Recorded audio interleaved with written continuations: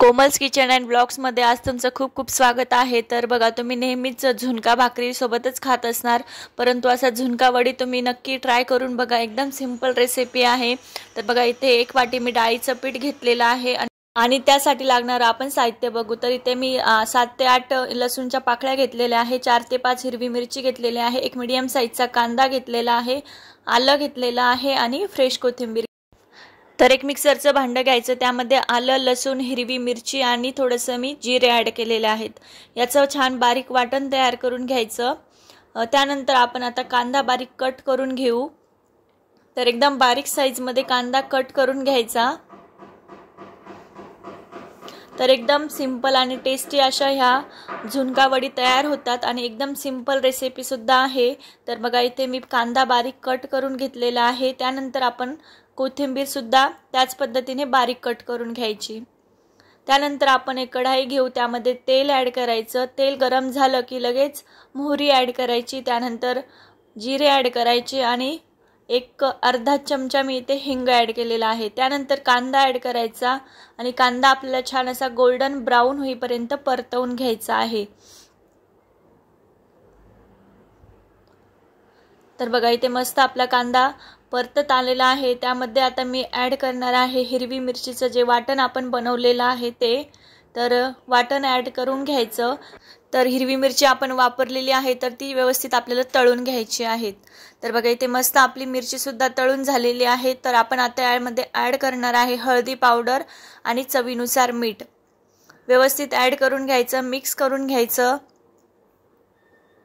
त्यानंतर इथे मी 1 वाटी डाळीचं पीठ घेतलेलं होतं, तर त्यासाठी मी इथे 1.5 वाटी पाणी ॲड केलेलं आहे। त्यानंतर फ्रेश कोथिंबीर ॲड करून घेतली।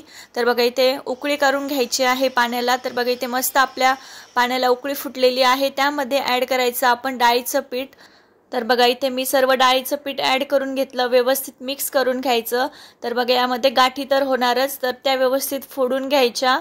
तर हलवत राहायचं कंटिन्युअसली, इथं मी हलवत राहिलेलं आहे। तर बघा, इथे मस्त आपलं गाठी पूर्ण फुटलेले आहेत आणि झुणक्यासाठी लागणारं मिश्रण आपलं रेडी होत आलेलं आहे। त्यानंतर आता मी झाकण ठेवणार आहे आणि 2 मिनिटासाठी आपण छान याला वाफ देऊन घेऊ। तर त्यासाठी लागणारं भांडं आपण रेडी करून घेऊ। तर बघा, इथं मी केकचाच टीन घेतलेला आहे, तर तुम्ही परातीवर सुद्धा ह्या वड्या करू शकता।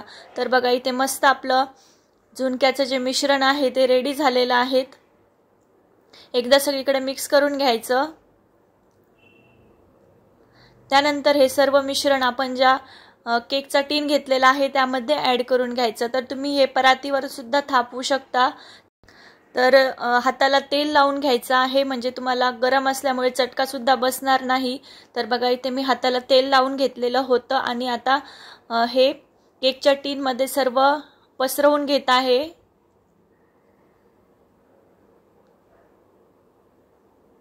तर बघा, इथे मी सर्व पसरवून घेतलेलं आहे आणि आता हे थंड होण्यासाठी मी साईडला ठेवून देणार आहे।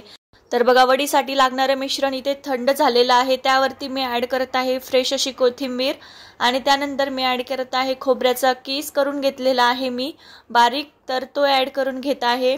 तर बघा, इथे मस्त आपलं वडीसाठी लागणारं मिश्रण रेडी झालेलं आहे।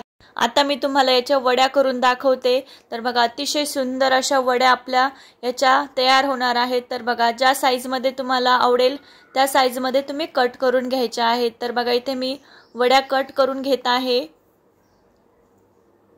तर एकदम सिंपल आणि एकदम टेस्टी अशा ह्या झुणका वडी तयार होतात। एकदम सिंपल रेसिपी सुद्धा आहे, तुम्ही तर बघितलीच आहे आणि तुम्ही एकदा नक्की ट्राय करून बघा। तर बघा, इथे मस्त मी कट करून घेतलेले आहेत आणि आता मी तुम्हाला एक वडी बाहेर काढून दाखवते। तर बघा, अतिशय सुंदर अशी आपली झुणका वडी आज रेडी झालेली आहे। तर रेसिपी आवडली असेल तर तुम्ही चॅनलला माझ्या नक्की सबस्क्राईब करा, व्हिडिओला लाईक करा आणि शेअर करा।